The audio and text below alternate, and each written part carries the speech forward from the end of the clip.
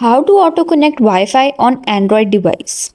Hey guys, in this short tutorial you will learn how to automatically connect to Wi-Fi on an Android device. It can be quite frustrating to have to manually connect to Wi-Fi every time we want to use the internet on our phones or tablets. Luckily, Android devices offer a handy features that allow us automatically connect to Wi-Fi networks. To get started, open up settings.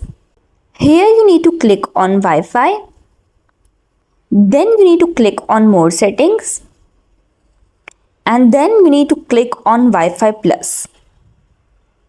Simply toggle on this switch next to the Wi-Fi Plus. And now Wi-Fi will turn automatically when you are in place where you use it frequently and turn it off elsewhere. So that wrap up this tutorial. If you have any question about the whole process, please let me know in the comment section below. And if this video helped you out, please give it thumbs up and subscribe to the channel for more tutorials like this.